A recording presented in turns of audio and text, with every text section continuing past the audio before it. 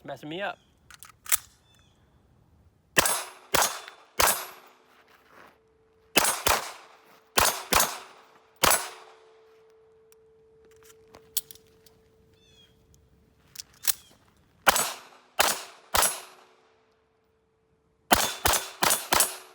There we go. One more.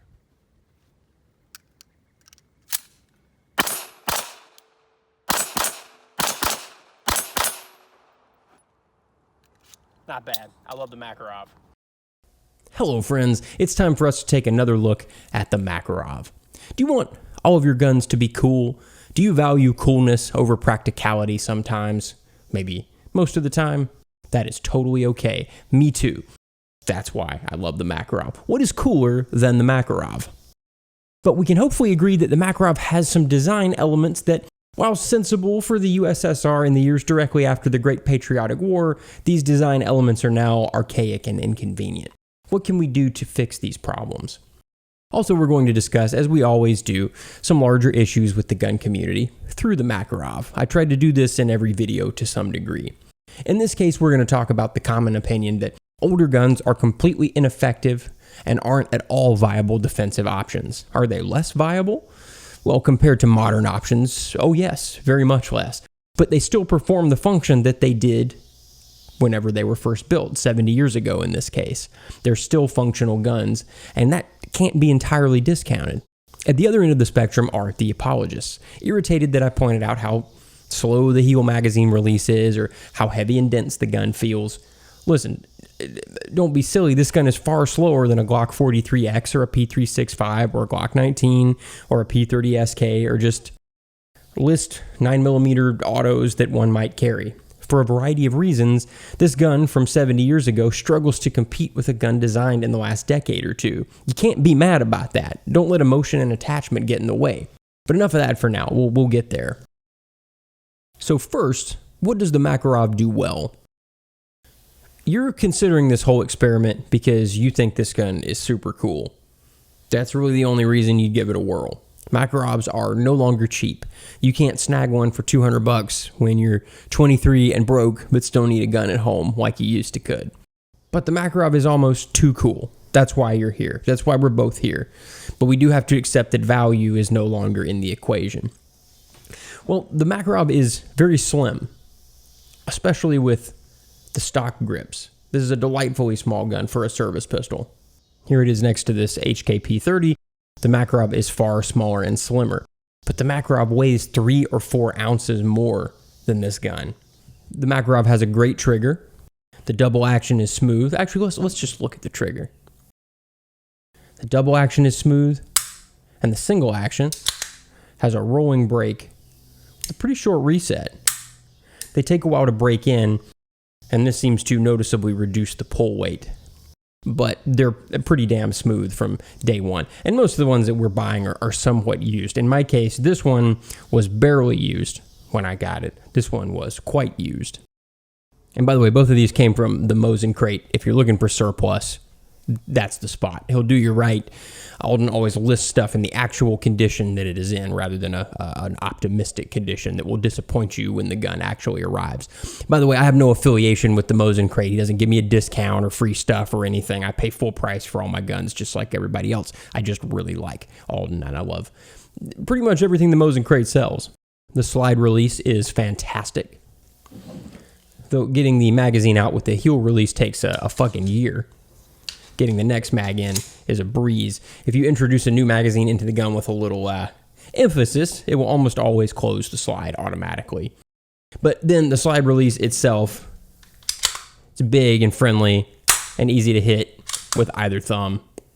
I've been working to use my support thumb a bit more, which seems to be faster with most guns, though only minutely. The Makarov safety, if a gun with a double action pull must have one, really stays out of the way. These are stiff, and I'd have a very hard time swiping it up accidentally. If you ignore it, you almost forget it's there. You have to really mean to do that. That takes some force. Though that part also wears, this well-worn one though you still are going to have to do that with some intention. It is a little bit easier. Our Makarov PMs here are blowback, and blowback actions have some desirable characteristics in a CCW gun. I've explained in mind-numbingly boring detail elsewhere, but blowback actions rely just on the recoil spring and weight of the slide to delay the opening of the action after a round fires. This means these guns have less moving parts, and it's harder to impede the action from functioning. Let me demonstrate why this is beneficial, for two reasons. One of those reasons is useful, while the other is a remote and somewhat ridiculous possibility, but still interesting. So, tilting barrel actions,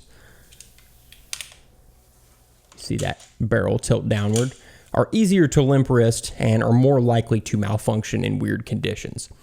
Blowbacks care less about grip strength and how you hold them.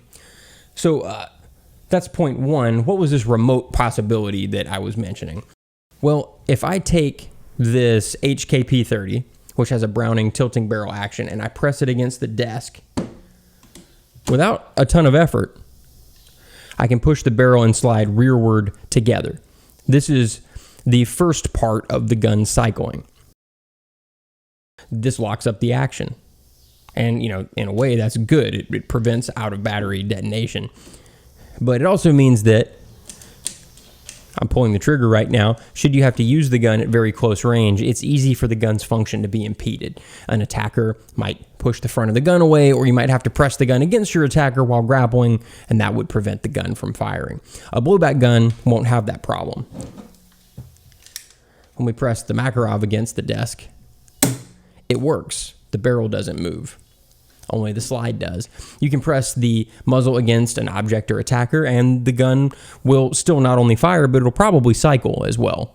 So yeah, this is one of those crazy hypothetical situations. It's a lot of fun to discuss, but it's ultimately ridiculous. However, the old guys have long said that a revolver makes a good backup for this reason. And we've all seen the footage of close range assaults. Some guy asks you a question or closes distance and then attacks. So I think it's worthy of consideration, but it wouldn't be like my sole deciding factor for which gun to choose. That would be ridiculous. Again, this is a very remote possibility here. So yeah, silly minutia, but since I'm obsessed with the mechanical stuff, it's interesting minutia to me. Last of all, this is one of the most durable and reliable guns to ever exist. There are very few parts, and they're easy to replace, though they almost never break anyway, and Makarovs almost never malfunction. This gun just doesn't have trouble. Somewhere along the way, I ceased cleaning this one. It still gets lubed, but it doesn't care. There's really no way to stop this from running. No matter the ammo, no matter the weather, I can limp wrist it, death grip it, it can be dirty, sandy, dry, wet, the gun keeps working. So that all sounds great. What do we need to improve? Well, kind of a lot, and some of it we can't improve, but there are some really important elements that we can. Modernization. For all its timeless elements, the Makarov has some less than desirable design features that very much hold it back, as we discussed earlier. For instance, the gun is heavy. The frame is steel, of course it's heavy. There's nothing we can do about this. You can purchase a modern gun with twice the capacity that weighs less, as we see with our P30. For such a heavy gun, the round is kind of weak. For a blowback cartridge, it's relatively powerful, but it's a bit flaccid next to a modern 9mm plus P defensive load. Also, the slide rides low. And this is a problem with a lot of the blowback guns of this era. So this leaves little room on the frame for your thumb. This is going to massively impede your ability to have a comfortable modern thumbs forward grip. The sights are rather lousy. We're not going to cover this. A dot of orange paint goes a long way towards fixing the problem. Try it. You'll be surprised. I think that takes care of that most of the way. The capacity is also low. Again, we can't fix this. It simply is. The capacity sucks. It's 8+1. And also the heel magazine release sucks. This is the gun's main problem, and the one we can best fix. So point by point, let's see what we can do. All right, number one, 9mm Makarov is rather weak. Yes, this is true. especially when we look at the steel case stuff we usually buy. Wolf is putting out about 210 foot-pounds of energy. That's a 95 grain projectile traveling at about 1,000 feet per second. Federal HST plus P 9mm is a 124 grain expanding projectile moving at 1,200 feet per second. And that's generating about 396 foot-pounds. Good Lord, that's nearly double the energy. So when folks claim that 9x18 is in between 380 and 9mm and closer to 9mm, I wonder what data they're looking at. This is simply not true. But we can somewhat close the gap. Though seemingly discontinued, and a lot of folks say its reliability was a bit dubious when it was available, the Russian plants have produced more powerful 9x18 loads with hollow point projectiles and bullet weights like 115 and 120. These were putting out about 250 foot-pounds, give or take, and that's a significant increase in power. There is a Hornady critical defense option that is pretty close in power to a standard load. By all accounts, it's excellent, and you're getting that awesome Hornady projectile. That would be a great option. But the option that I like the best is Buffalo Bore. They offer two loadings, but the 95 grain plus P is putting out between 260 and 275 foot-pounds. That is substantial. So we're still not close to our federal HSTs, but 275 foot-pounds is nothing to sneeze at. That's really not bad, especially for a blowback gun. Now, with this more powerful ammo, there will come more recoil. Often folks will tell you that a blowback gun has more recoil, and it can certainly feel this way because the recoil impulse is instant. With a tilting barrel gun, the action's opening is delayed and kind of has several stages. With blowback, the whole of the recoil is received by your hand almost at once. It takes some practice to get used to this, but you can do it. 2. The Makarov is difficult to grip in a modern way. This is kind of tough. We can't fully solve this problem, but we can massively improve things. With the original grip, the back is somewhat straight.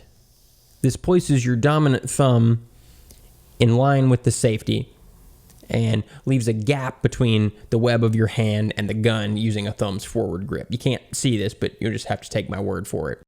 Then you have to angle your support thumb down so that it isn't pressing on the slide as the gun cycles. Because the grip is thin, which is very desirable in my opinion, your dominant thumb has to be careful to clear the safety lever, both to ensure proper function and for ouchie reasons. So I find it best to use a different grip altogether.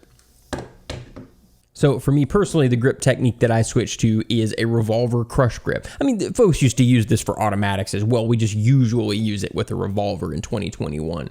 This works very well and is comfortable and natural. You'll also hear it called the tucked thumbs grip. If you often shoot wheel guns, you'll have no problem using this technique.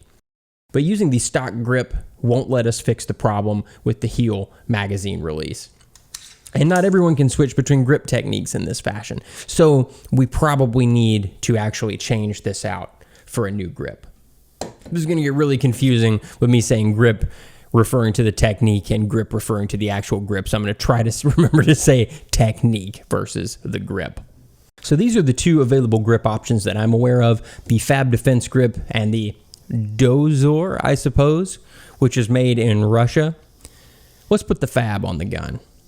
There. I'm not going to put the screw in for ease. The Dozor lives on this gun. The Fab's not going to stay on here for reasons that will become apparent in a moment. And the pressure fit holds it just fine in place. The Fab solves the magazine release problem with this lever. Push it forward, and it pushes the heel catch rearward, releasing the magazine. This required a ton of fitting work with my particular gun. I had to do so much file work to make this at all functional. When it first arrived, it sat on the gun kind of crooked, even more crooked than it is now, so I fixed that. Then I noticed that the magazines would drop out of the gun at random, and the slightest touch to this lever would do the same. So I filed this bar to the perfect size that an intentional forward motion is required to drop the magazine. The Fab aims to solve the thumb's forward grip problem by dropping your hand lower. See how much lower the web of your hand sits? And we have this long beaver tail. But I've never had any issue with Makarov slide bite. However, can you see a problem with this? Yeah, your hand is on that magazine release. And also now our bore axis is much higher because our hand is lower relative to the muzzle. As we've discussed in the past, generally bore axis is overstated, but here it's exaggerated to the point that the gun has far more muzzle flip with the fab grip installed. This one just isn't the answer. Also, I apologize for all the cicada noise outside. The hot bugs, as we call them in South Carolina, are out in force this evening, so I hope that's not just deafening in the microphone.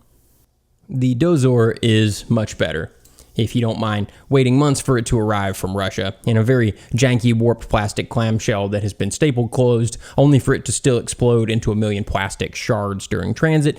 And you get these instructions with Cyrillic characters that it's printed like on an inkjet and torn instead of cut. I'd be lying if I said I didn't love everything about this instruction sheet. It's incredibly fucking cool, and I'm going to keep it forever. I love it. Luckily, it's pretty self-explanatory how to install this. This one required less fitting. All I had to do was file the size of this bar to get the level of tension that I wanted. It was a little too easy to release the magazine at first, and yeah, I needed a little bit more tension. The Dozor takes a different approach than the Fab. Though we'll discuss it properly in the next section, you release the magazine by pushing down on this lever, which moves the heel release rearward and drops the mag. You'll also notice that the lever is lower and out of the way. The Dozor solves the modern grip problem by making tweaks to the original feel rather than radically changing where your hand sits. And this is good because the original PM grip, it feels great to me. There's no new beaver tail. You're not lower than the bore than you would be. It's far more natural. So instead, we have this swell at the base and on the sides of the grip. And then it cuts in here to let your hand get right up against the frame, unlike the original Bakelite grip. And unlike the Fab, which forces you lower, this lets you get much higher on the gun. It's much more natural. You can see that both of my thumbs are actually pointing naturally now, even with this one on the dust cover. And my support thumb isn't having to contort down to reach that spot. The grip is fatter, and that keeps my thumb from pressing up against the safety too hard as well. Overall, this is far more comfortable than the Fab and the closest to the supreme pleasure of the original brown Bakelite. The Dozor also shoots well. With the Fab, my mag changes are faster, but I'm slower and rapid strings are less controllable. The Dozor is actually a hair easier to shoot than the Bakelites because of that thumb's forward grip. I love it.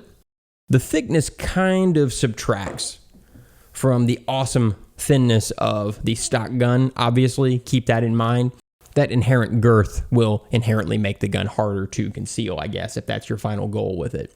And also the location of the Dozor's lever prevents us from using our thumb's tucked grip that we use with the Bakelites. But since you can do the thumbs forward, why would you do the tucked thumbs anyway? So, yeah. And the Fab is a little bit thinner, but overall the Dozor is the superior option by far, and it helps the Makarov feel far more modern in your hand. All right, mag changes. So, the heel release sucks. It's slow. Folks attempted to argue that it's not beneath my last Makarov video. Even with consistent practice, it takes me twice as long to reload with the heel release, and I'm far more likely to fumble and screw up the process along the way. Maybe I'll lose my grip on the lip of the mag or not push the release far back enough before tugging on the mag. It sucks. I fully understand why this method was chosen at the time, but it sucks in 2021 and it makes the gun feel very outdated. In fact, this is the design element that most impedes the gun's performance. Everything else can pretty much be overcome. This is tough to overcome. With the auto-closing slide, the gun is otherwise very quick. The Dozor's release feels extremely natural. It's exactly where an American push-button release would be, to the point that I even have to twist the gun a little bit in my hand to get it in just the same way that I have to with every American push-button release. That's why I prefer those German paddles, personally. Yeah, the throw of the lever is kind of long, but very little force is required. You can tweak the throw and effort required with a file and some patience, but be aware that once you start filing, there is no going back. You can't put metal back on. This is a permanent adjustment. It starts more sensitive from the factory with a shorter throw, and filing increases the length of throw. Note that having a longer throw, as I do here, makes it less likely to accidentally hit the lever. With the Dozor, those magazines, they get right out of there. That's excellent. So, let's talk performance. The Makarov has always been easy to shoot quickly and accurately, and now my reload times are no different than any other auto that's this size. It's fast. And the slide almost always auto closes on a new magazine. This gun is fucking quick. More than that, this helps the Makarov to feel far more modern. I enjoy shooting the gun in its sort of historical format here, but man, this feels like something different altogether. I always look forward to shooting it with the Dozor grip on it. So how did we do? How much did we actually improve the gun? Substantially. I think it's much faster and far more comfortable. We can use a modern grip. We can use our modern mag change techniques. That's a huge improvement. But now we need accessories. So let's take a look at a few of the ones I've been trying out lately. This mag carrier is from Fab. I like it okay. It's decently comfortable. It's the best one that I found, though, for the Makarov. So while I don't think it's the best mag carrier ever made, I think this is probably our best option right now. It's pretty comfortable. However, it highlights a problem with the Makarov magazines that are not at all the mag carrier's fault, although I still think that Fab needs to figure out a workaround here. So this tab here is very fucking sharp, and you can't just file it away because it pushes up on the slide stop. You need this. It is an integral part of the Makarov system. You can make it less sharp somewhat, but I would not recommend fucking with that. You need that to work as it's intended to work, as advertised. And so you notice I have these flipped around backwards. If you have this in the normal way, those are going to dig into your side and cut you or put a hole in all of your identical black t-shirts like I wear. So you may have to work out a different technique. I'm turning them the other way, and you get used to that. You can get pretty damn fast with that, but it is a little bit weird. Somebody needs to make one of these with a guard or something that extends up behind the mags between them and your body. That would really help. This holster, though, I like this far more. This is a fucking great holster. Frontline makes these, and I've ended up ordering more of them for other guns. They're great. And they tend to have options for guns that I like, but nobody else does. Like the Beretta 8000, for instance. So it's Kydex wrapped in leather. It's the best of both worlds, like when Picard became a Borg. The holster is attractive and very functional. But most importantly, it lets you draw like a modern gun. There's no flap or snap, and you can see how much it's gripping the gun. It's really, really great. I love this holster. Final thoughts. So we've radically upgraded the Makarov with a new grip, a new magazine release method, some ammo, and accessories. Is it a modern gun? God, no. But it's much better. And if you're going to carry something for fun or use it to defend your home, which God, please get something other than this for home defense, at least you can help the gun to do the best that it can. And that's what this is. We're doing this for fun. Our Makarov will never be a Glock 43X or a P365 or an HK P30. Don't pretend it can be. But it is cool, and it will shoot 9 rounds of relatively potent 9x18, made all the better by buffalo bore. It'll do the job, if not quite so well. But before we go, I said we'd talk about 2 problems I see in the gun community. On the one hand, whenever we discuss what I'll call aesthetic carry, which is anything chosen purely for coolness, a Walther PPK, an old Italian pocket pistol, a Colt 1903, or whatever, some folks act as though these guns are literally no longer lethal. That's dumb. Of course they're lethal. They're still automatic pistols firing a bullet. In terms of performance on the target, these guns aren't that much different than something like a Glock 42. They can, will, and do work just fine. Some folks in the gun community have lost track of the idea that we shoot for fun. Guns are fun. Yes, defending yourself is serious business, but if somebody loves carrying a pocket 25 or a 38 snubby because it will spark joy, then get the fuck over it. Let them have that. It's none of your business. Virtually none of us will ever use our guns in self-defense. Thank Athena. Most of our time will be spent enjoying our guns in whatever way we choose. Aesthetically, from a comfort perspective, or at the range, so enjoy a Makarov if you enjoy a Makarov. And the vast majority of defensive shootings aren't massive shootouts. Often 6 or 7 rounds is fine. Practice at the range and love whatever gun you love. But, on the other hand, do not pretend that these aesthetic carry guns can compare to a modern option. This is not this. It's not. I'm sorry. When I release my Makarov video and my 1911 video and others, folks are often angry when I criticize any aspect of one of these older guns. With the Makarov, several people claim the heel release isn't slower. The sights are just as good, and weight doesn't matter. Come back to reality, friends. We need you here. Don't lie to yourself. Accept the problems and either find a solution or live with those problems. This is a hunk of metal. It's a beautiful one, but a hunk all the same. It does not define you as a person, and it's okay to accept that it has problems. So be real. It doesn't diminish the gun at all or you to point out that there are some problems here. And if we don't acknowledge a problem, how the hell will we fix it? Thank you so much for watching. I hope you all have a wonderful evening, and I'll see you soon. Good night.